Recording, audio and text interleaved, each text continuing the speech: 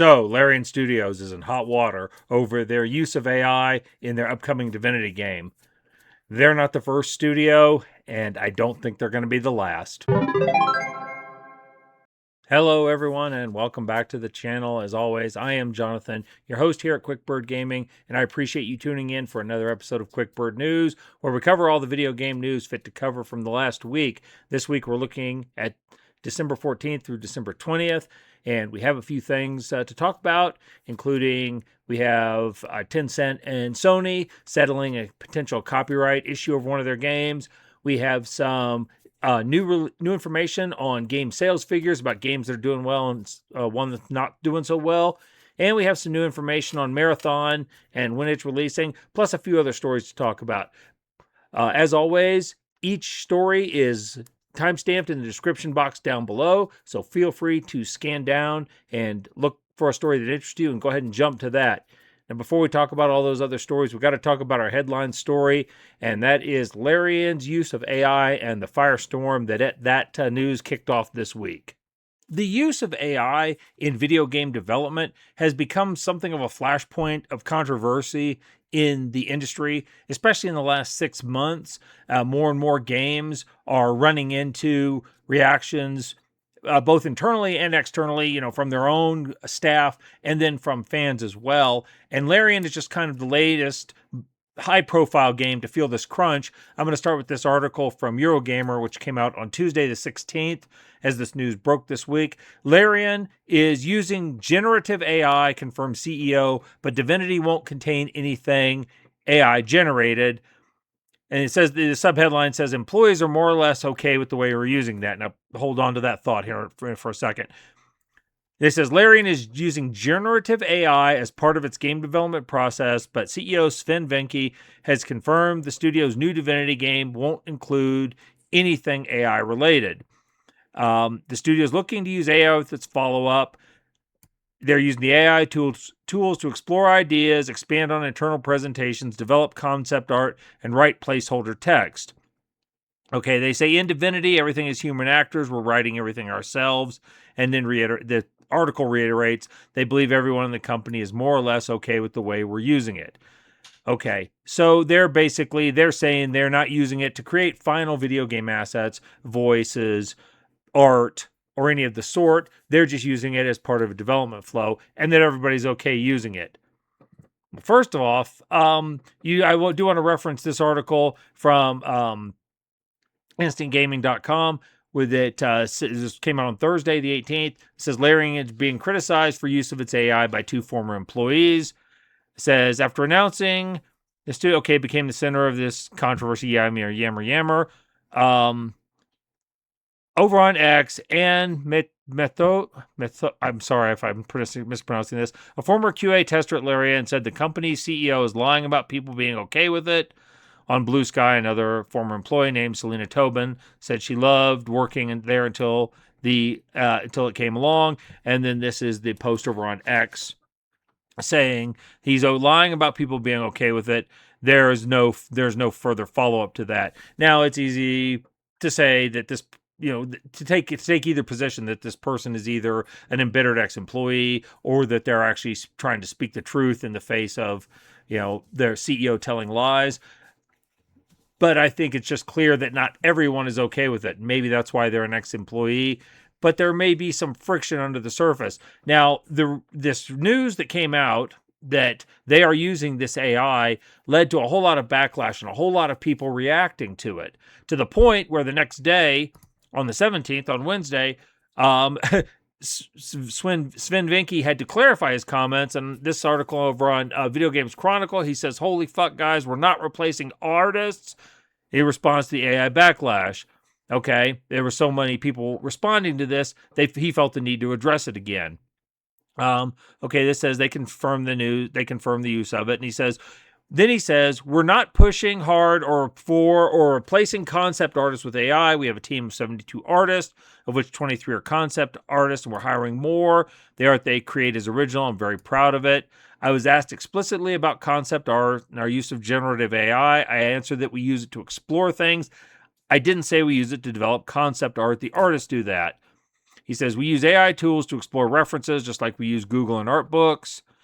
And at the very early ideation stages, we use it as a rough outline for composition, which we replaced with original concept art. There is no comparison. We've hired creatives for their talent, not for their ability to do what a machine suggests. Okay, but they can experiment with these tools to make their lives easier. He's in a separate statement to IGN. Vinke said Larian is neither releasing a game with AI components, nor are we looking at trimming down teams to replace them with AI. While I understand it's a subject that invokes a lot of emotion, it's something we are constantly discussing internally through the lens of making everyone's working day better, not worse. Okay, and I think this is interesting. That this shows the raw emotion and just the concern around this topic, that there was so much that the CEO of the company felt like he needed to respond to it and try to address it, for damage control, if you want to put it that way, but felt the need to say something. Now, Larian, like I said, was the biggest high-profile studio to fall into this, but they're certainly not the only ones. And even if you want another example that may catch a lot of people off guard, I'm going to go over to this Games Rant article, which is from today, from the 20th of December, on Saturday, as of making this video. And it said, the Game of the Year from the Game Awards winner was disqualified from another award show over generative AI use. And yes, that's right. We're talking about Expedition 33. It said has been officially disqualified from the Indie Game Awards after developer Sandfall Interactive confirmed the game's use of generative AI in its development. 6-1 Indie, the creators of the Indie Game Awards, announced that this use of the AI has disqualified it from receiving the two awards it won during the show, which will now go to the runners-up. Okay, and so this talks about some other creators who have talked about it. The topic of AI has left the industry split, with some developers such as KCD2 director Daniel Vavra coming out in support of Larian's use. Meanwhile, other industry veterans like Bruce Staley, the co-director of Last of Us, have taken a stance against it. Okay. And then they say down here, 6-1 Indie, the directors or the creators of the Indie Game Awards, says they take a hard stance against the use of AI generation in game development. On the day of the Indie Award Showcase, December 18th, the producer of Expedition 33 confirmed the game had in fact used some generative AI during the development process. And it says, while Clair Obscur additionally won these awards for debut game and game of the year, those were retracted following this confirmation. The runner-up for these prizes were given to Sorry We're Closed, taking home debut game, and Blueprints winning game of the year.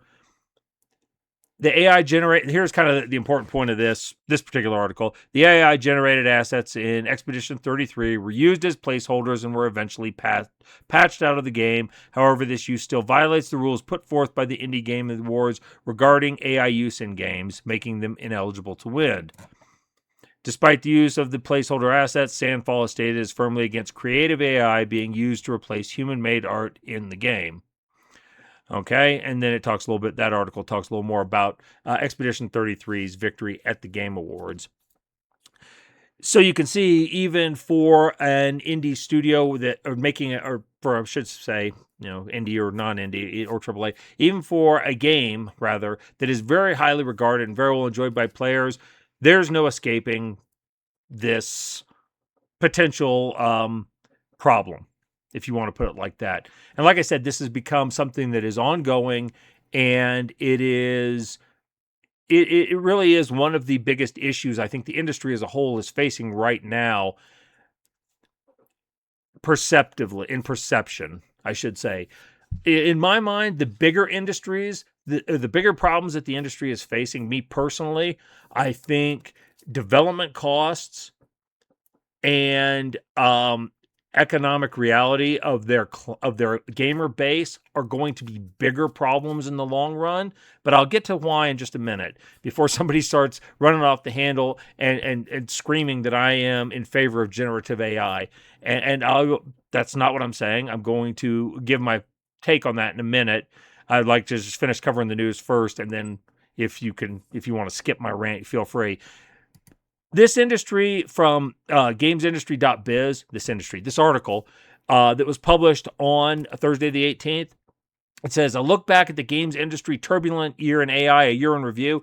I'm going to link this down below just because I think this is an excellent article in the sense that it just talks about the timeline and about how things have gone. It talks about a lot of game studios that have either embraced or rejected AI, and it's a very good summary of what's happened this year. And I think it's good. It's a good article to keep on hand for reference because it does have a lot of information in it, and it's presented basically as a morally neutral position. It's just listing the facts of how things have developed. So anyway, like I said, I'll link it down below. Feel free to check it out. It is a very good summary of what's happened with AI this year.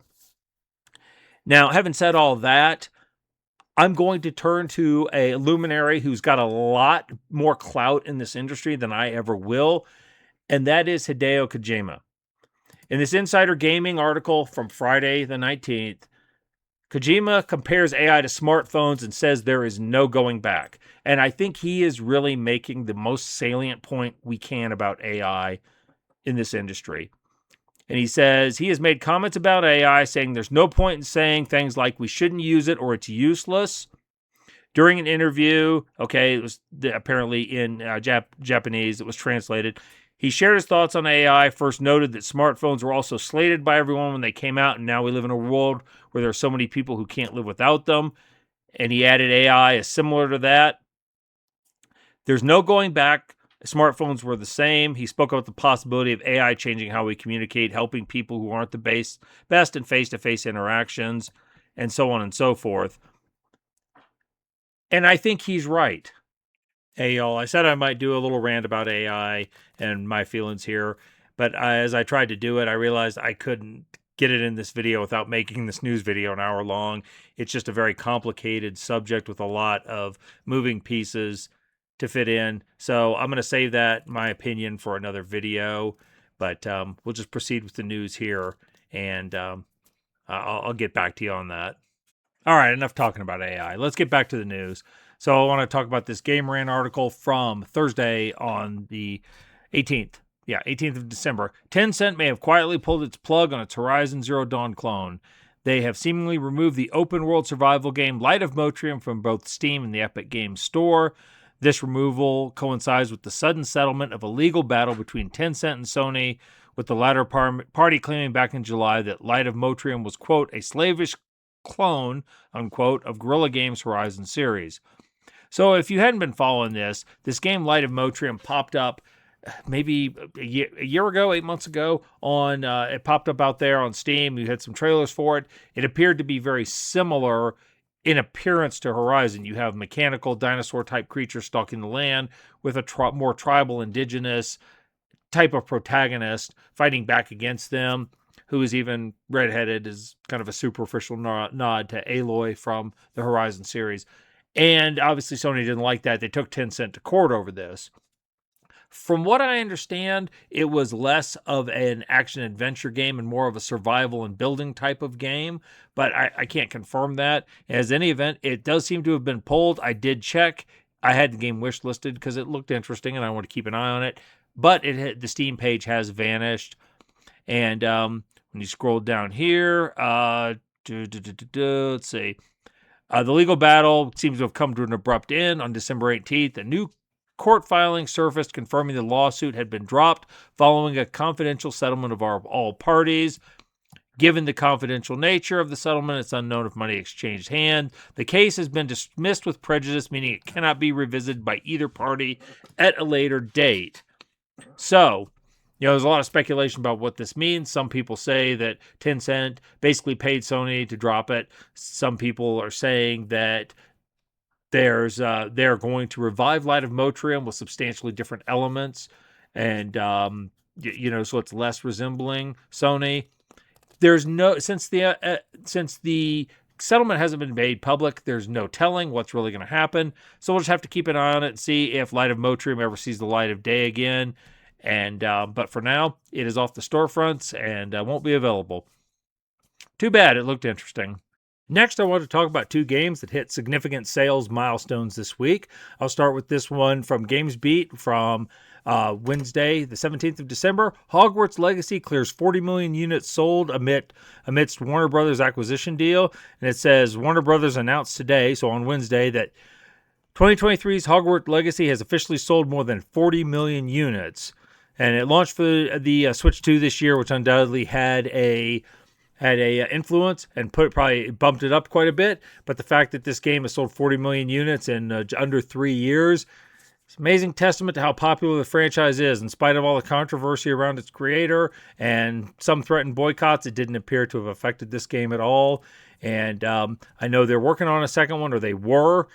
Remains to be seen what will happen as Warner Brothers gets sold off to Netflix or Paramount or whatever happens. We'll just have to see what happens with that franchise. At the same time, I'll turn to this Eurogamer article from Tuesday, the 16th. Hollow Knight Silksong has sold over 7 million copies in 3 months, and no, that doesn't include Game Pass numbers. So they said that Team Cherry has announced today, so Tuesday of this week, that it is over 7 million copies since it released. And I want to say it released in September or October? It was released a few months ago, and basically 7 million copies without the people who have played it on Game Pass. And they have said that there is an expansion to this game coming called Sea of Sorrow coming out next year, a nautically themed expansion. And it will be free for all players. So you have a couple of good news stories there about games that are doing it right and feeding the players what they want. Now we have to talk about a game that's not going so well, and this is from Insider Gaming from Friday the 19th. Black Ops 7 discounted by 50% just 1 month after release. They said did not land well with fans. Okay, came out with in a packed schedule that included titans like Arc Raiders and Battlefield 6. It doesn't help that the campaign was seen as lackluster and multiplayer isn't what the fans were clamoring for. Right now, Best Buy has slashed the price. Right now, for 1 day only, you can get Call of Duty Black Ops for $34.99, barely 5 weeks after release. And it goes on and says it didn't hit the mark with fans. It fell short of early reviews and managed to dredge up a Metascore of 67 with a woeful user rating on the same platform of just 1.6, some of the lowest numbers ever achieved by a Call of Duty game. And they said IGN knows that Best Buy was selling Call of Duty for 1 day only for $34.99. It's also $35 on G2A, and that's not a one-day sale. It's the cheapest places to buy Black Ops 7. I checked G2A, and as of the making of this video on the evening of Saturday the 20th, it is still at $35. So that's a problem. Now, Black Ops 7 has not been well received by the fans, as you see by the ratings, and it's just a lot of complaining about it. You can flip over to the Steam page, and if you can't read that, their rating says 40% of user reviews are positive. So it's a mostly negative rating. Not good. Now, Steam is selling it for 30% off, for basically $49 as part of their winter sale. So it's discounted there. But if you want to scroll down and look at the ratings, it's just thumbs down after thumbs down after thumbs down. I mean, damn. Not going so well. Let's see if I can pull up the graph. Yeah. It's just not being received very well across the board. And, and people say, well, it was the best-selling game of November. And I think that Insider Gaming article references that. Yes, the game was the best-selling game in the United States and most played game on COD. And that, I believe, they said in November it was the best-selling game. But you also have to ask, what was the budget for it? I've seen rumors as high as $700 million for this game. And if that's the case, it damn well better have been the best-selling game. And that still may not have been enough. Yeah, it's always how much do you take in, how much do you take out? And I bet Black Ops 7 may have taken in enough to be profitable, but it sure as hell wasn't a cash cow for them. And with all the problems of people complaining about cheaters and latency and everything else, I wonder how long they'll be able to milk it for microtransactions. So, not going so well. Next up is this article from Dual Shockers from Monday the 15th of December. Bungie's Marathon reboot gets a new release date. It says for over 4 years, Bungie's been working on its latest title, Marathon. And let's see, okay. After a mixed alpha test of Marathon's multiplayer and controversy due to the game using an artist's designs without her consent, Marathon was pushed back from its initial September 2025 release date and rescheduled to launch in the fiscal year. Now, after 6 months of refinement and closed play tests, they were preparing to release in March of 2026 with a target price of $40 and a plethora of new features. And, the $40, I think that's what Arc Raiders charges. And if I remember correctly, that's what Escape from Tarkov charges. They might have been $50, I don't remember, on Steam. So on the PC, you've got basically they're in line price-wise with the other extraction shooters. They say in a new and improved Marathon, they address fan concerns about gameplay, narrative gun design, etc. The game environment will have increased material responses, allowing water, lighting, and debris to move, while corpses of runners will remain in game and for a bit and decay over time. Players can choose 4 maps, 1 of 6 factions. And this I thought interesting. Marathon's reward passes will additionally not expire once purchased. So that means that their content will never be, rendered obsolete by just expiring, which I think is a good thing. So I thought this game was doomed to failure, considering the playtest, considering them releasing into a saturated market and the art thing. And in fact, their art director left the studio this week. In his words, voluntarily, but who knows? So this game really had some things going against it. Without seeing any more footage and without getting more player reaction, it's hard to know now. But they are 4 months away from release, 3 to 4 months. So we'll see what happens. They might have snatched defeat from the jaws of victory, but I still think they're facing a lot of uphill challenge. There's just been a lot of negative, aura about this game. A lot of the perception of it is bad right now. So they're going to have to work that much harder to eliminate that. Now, if the game is a lot of fun and people enjoy it and it's a fairly bug-free environment, then yes, I think they'll win players back to them. Bungie will win players back. But they've got no margin for error. We'll revisit this when the game launches and we'll see what happens. Next up is this PC Gamer article from Thursday the 18th. Naughty Dog developers reportedly hit with mandatory overtime to finish an internal demo for its upcoming sci-fi game Intergalactic the Heretic Project. This is a game I've been watching since it was announced, or kind of, not watching, but kind of keeping my eye on since it was announced at Summer Games Fest. I think it was Summer Games Fest this year. It was just earlier this year this game was announced, and I've been kind of watching it since then. And to me, this represents an interesting conundrum. There's been a whole lot of backlash about the appearance of this character online and the political scene at Naughty Dog, and a lot of people talking negatively or positively about it. And I take all of that discussion kind of with a grain of salt, because in my opinion, when it comes down to games like this, gameplay is king. And I think you kind of, if you want to put it in these terms, ugly, bad designed characters, if that's what you want to call this, an ugly, bad designed character can't kill a great game, but it can drag down a mediocre or bad game. And I think that if the gameplay is awesome, people will flock to this regardless of what this character looks like. I expect people that say they don't like it to absolutely mod the shit out of it, and such is their right as they buy the game and purchase it. But anyway, it's just kind of, this is, to me, is kind of an interesting bellwether. Naughty Dog has usually been pretty good about their gameplay.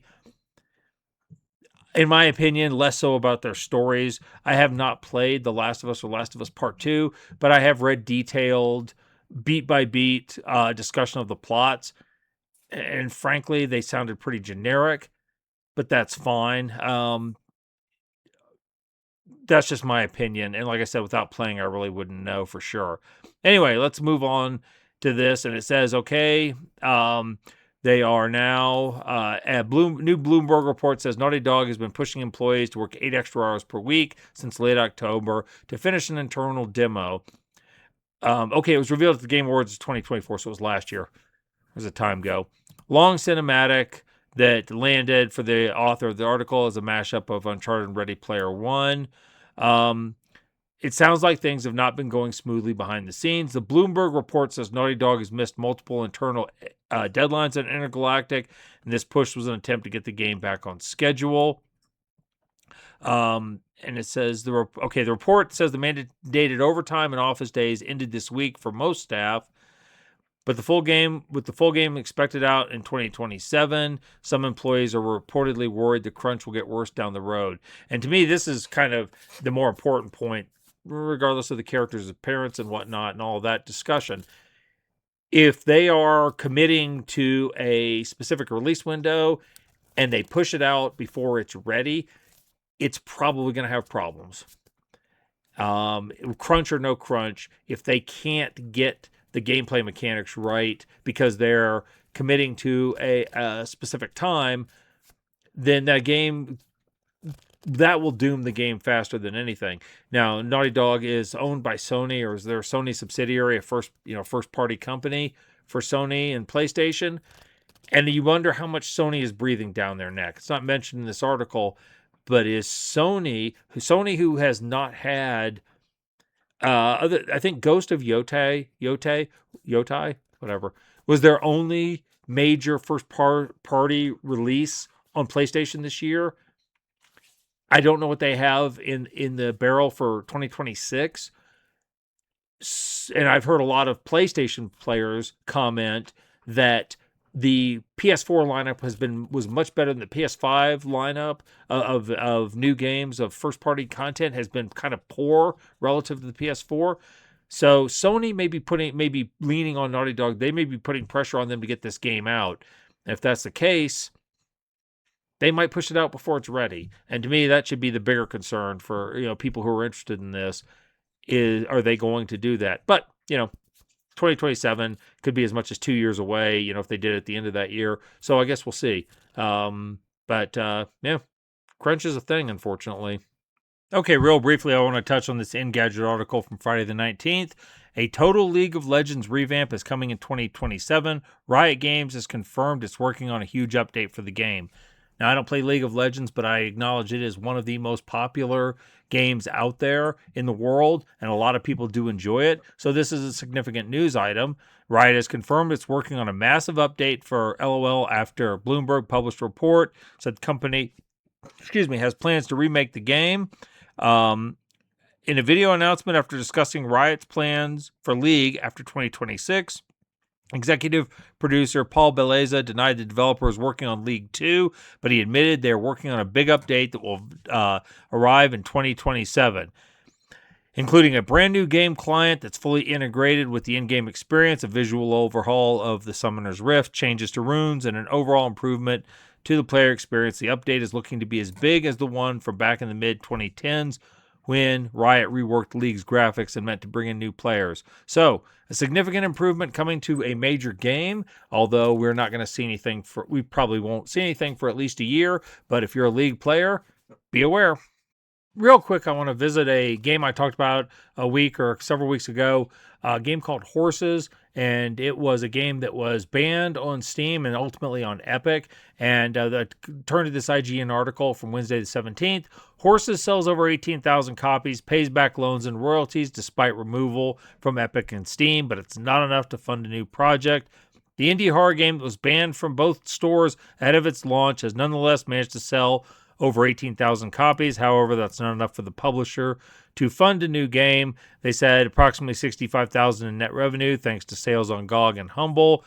They were able to pay royalties to the creator as well as pay off the loans, but it doesn't seem to be enough to begin a new game, and it doesn't seem like the amount will be reached, the amount needed for a new game, despite significant attention gleaned by the controversy.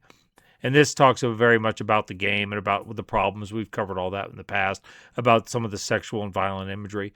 With Valve unbending, the studio said at the time that they may have to close its doors due to the overwhelming necessity of a Steam release for most games to recoup development costs. Now, I want you to pay very close attention to that sentiment because it's going to be important with our final article.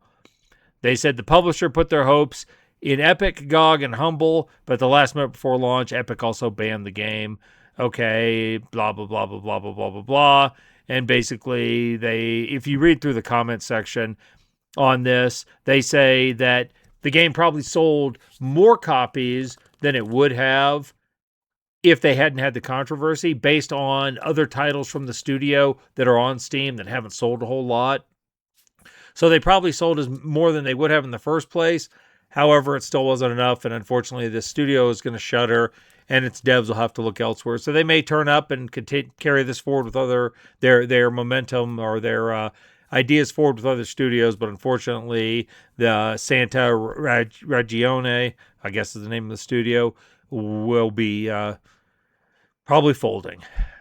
Now, like I said, remember that bit about Steam here. All right, I'll just end with this article from Games Radar from Friday the 19th. Lords of the Fallen 2 boss says Epic Games Store exclusivity doesn't matter because, quote, the majority of PC players who want a specific game will buy it anyway. You sure about that? You sure about that? The article goes on to say that on Twitter, Marek Tymiński, the founder and CEO of CIA Games, explained why the sequel is tied to Epic's marketplace. Let's be clear, majority of PC players who want a specific game will buy out on Epic if it's exclusive there. This is backed by real sales data from all major markets. Although he provides no numbers or statistics, simply saying that because games sales data, the original chart measuring consumerism in games said so. It's a trust me bro moment. He doesn't, like I said, he doesn't follow it up with any numbers. Okay, and then it comes down here, it talks about Epic versus Steam a little bit. Look, I've made no secret of the fact that I don't like Tim Sweeney, the CEO of Epic Games. I think he's a putz. I don't believe anything he says about wanting to be better for developers and gamers. I think the guy really is a control freak. He wants to dethrone Steam and take their place in the gaming sphere. And I think if he did that, all the incentives he offers would immediately vanish. I just don't like the way he talks to. He's very much of a we, the developers, are against the gamers. He comes off with that mentality, and the way that just Fortnite milks the absolute hell out of players. I just don't like the guy, and I don't believe anything he says.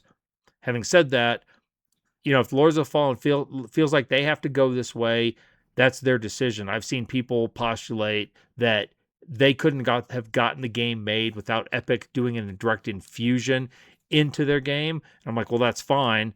But if that's the case, and they needed that kind of cash infusion to make the game and survive and persist as a studio, they might just be delaying the inevitable, because if they don't put their game on Steam, that's where 85% of the marketplace is. And I don't think a lot of players are going to run over to Epic just to buy this. General player sentiment towards Epic has not improved in the last 5 years. I thought over time people, with their exclusivity deals, people wouldn't go to them. I don't see any change. I don't see people are flocking to them or giving them.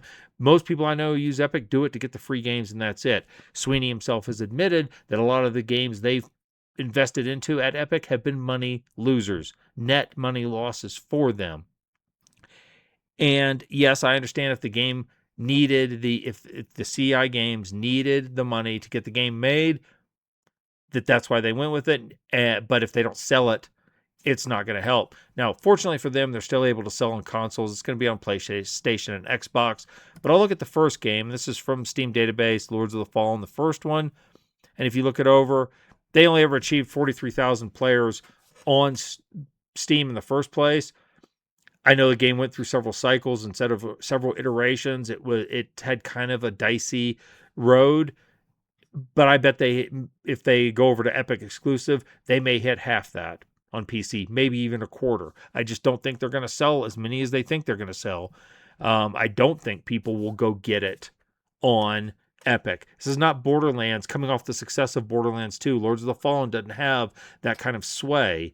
Borderlands 3 as an exclusive sold great. A more fitting description would be to compare it to Alan Wake 2, coming from Remedy, which took, I want to say it was almost 2 years before it became profitable for Remedy, selling it only on Epic and not on Steam, Epic and console. Now, I'm not going to blame Alan Wake 2 for Remedy being in the hole they're in, where they're basically banking on everything on Control 2 to see if their company lives or dies. That would be because of FBC Firebreak. They lost an immense amount of money on that, but it didn't help. And if they had Alan Wake 2 available on Steam and it had sold more, they might not be in a bad a position that they're in right now. And is this going to happen to CI Games? It's hard to say, but I don't think Merrick Minsky did himself any favors. I don't think the company did themselves any favors, and I just don't think it's going to go the way they think it's going to go. But you know what? Tell me what. Let me know what you think in the comments down below. If you think it'll be fine or not. You know, I haven't played Lords of the Fallen. I just know what people have told me, and overall the consensus has been, if I didn't get to play the second one, it wouldn't be that big of a loss. So, you know, we'll see what happens there. All right, y'all, I'm going to leave this one here now. I've already made it long enough, even without including an AI rant that I originally had planned to do. So I'm going to stop this and move along. This will be my last video of the year, or now last news video of the year. I will be taking the week between Christmas and New Year's off, and wishing everyone in advance a happy holiday season. Be out there, be safe, be with your friends and family, take care of yourselves. I will be back for the next episode of QuickBird News. I should be on January the 4th, I believe. So it'll be 2 weeks from today. I might still have some other videos coming in. I'm still working on Collections 101, my next game. I'm almost done with that. And be starting How Does It Play Today with the first game from in 2026. So from 2001, I'll be starting those games. I'm working on the first one of that and just some other stuff. I may still slip an AI rant in there. In the meantime, thank you for tuning in. If you enjoyed this content, I would love to have your subscription. Please drop a like on the video. Please comment if you think I've said anything you disagree with or agree with in this video. If you have your own thoughts on AI, put them down below. I read all comments. I try to respond to as many as I can. So anyway, as I said, you all have a great holiday season. Thank you once again for tuning in. I very much appreciate it. You all go out there, live your best lives, and y'all stay gaming.